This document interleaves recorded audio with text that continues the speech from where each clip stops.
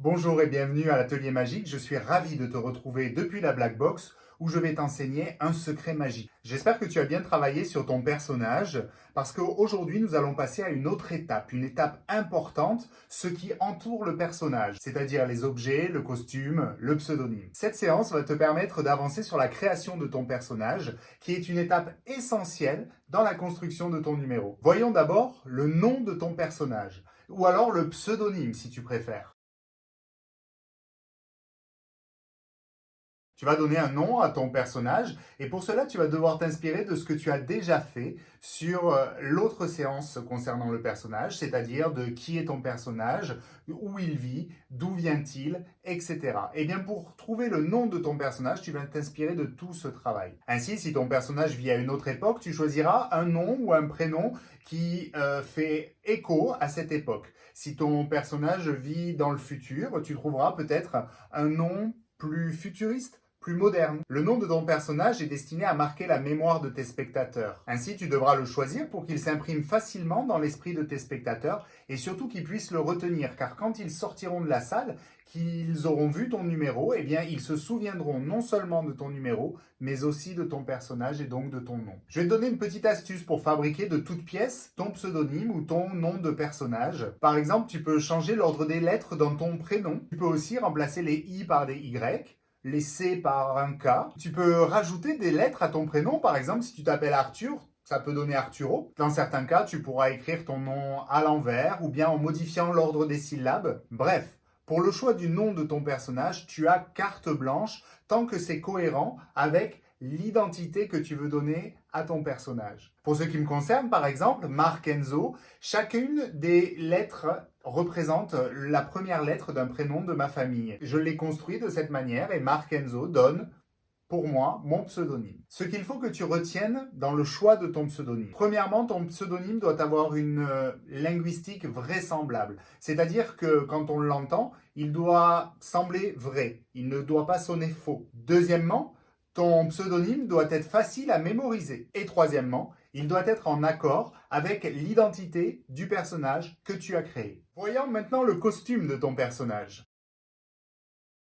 Le costume va t'aider à jouer le rôle de ton personnage, mais il va aussi aider ton spectateur à comprendre ton personnage. C'est pour ça que le costume est essentiel. Alors bien sûr, tous les styles sont permis, mais là encore, ton costume doit être en accord avec le personnage que tu as créé. Si tu as choisi un personnage qui vit au XVIIIe siècle, bien évidemment, tu ne vas pas l'habiller comme on s'habille maintenant ou comme on s'habillera dans le futur.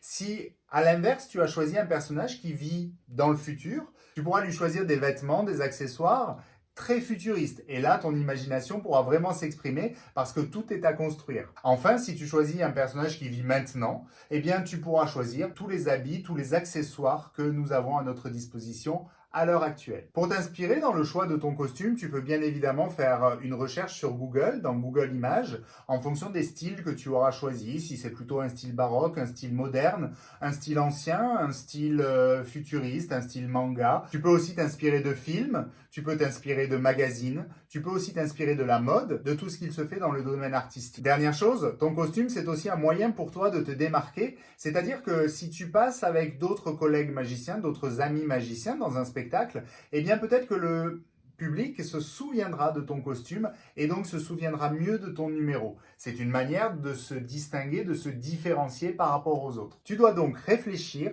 sur comment tu souhaites être habillé. Et puis une fois que tu as noté tout ça sur ton cahier de réflexion magique, eh bien tu vas partir en quête de tous ces habits, de tous ces accessoires. Il va falloir te les procurer. Alors ça peut être des accessoires, des habits que tu as dans ta garde-robe, mais ça peut être aussi des habits que tu vas te procurer en chinant, en allant fouiller dans le grenier, en demandant à papa, maman, aux amis, etc. s'ils n'auraient pas des éléments de ton costume.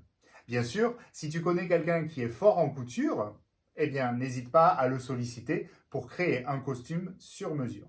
Voyons maintenant les objets qui entourent ton personnage.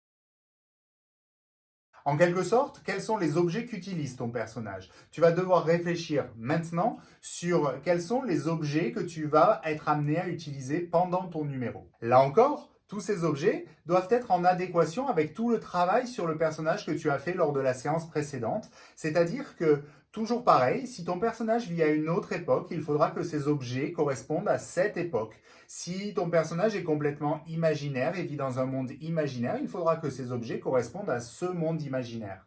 Enfin, si ton personnage se situe à notre époque, qu'il vit comme nous vivons actuellement, eh bien tu auras tout l'embarras du choix de tous les objets qui nous entourent. Alors bien sûr, ça peut sembler plus facile, mais le travail sur un personnage ancien ou sur un personnage futuriste permet également de laisser libre cours à son imagination et de fabriquer des objets qui n'existent pas à notre époque et qui peuvent être complètement inventés et de ce fait complètement merveilleux. À titre d'exemple, si ton personnage vit dans un temps ancien, tu peux te procurer par exemple une vieille malle, une horloge, une vieille montre, un vieux livre ou bien des objets qui vont vraiment être connotés sur cette époque. Pour résumer tout ce que je viens de dire, ton travail aujourd'hui, c'est d'imaginer tout ce qui entoure ton personnage. La séance précédente, nous avons vu qui était ton personnage. Maintenant, on va voir qu'est-ce qui entoure ton personnage. C'est très important de faire ce travail-là. Je te conseille de noter tout ça sur un cahier, sur ton cahier magique. Tu dois savoir comment il s'appelle. Tu dois savoir comment est-ce qu'il est habillé. Et tu dois savoir également avec quoi il travaille, avec quoi il fait de la magie, quels sont les objets qu'il utilise. Une fois que tu as noté tout ça, rassemble les habits, les objets, et puis commence à présenter ton numéro de cette manière. En n'oubliant pas le travail que tu as fait sur l'attitude et l'identité de ton personnage la semaine dernière, et en rajoutant, bien évidemment, le costume et les objets que tu auras choisis. La prochaine fois, nous avancerons encore d'une étape dans la construction de ton numéro. Je compte sur toi pour être au rendez-vous. En tout cas, c'est tout pour aujourd'hui. Bonne journée, à très vite. Bye bye.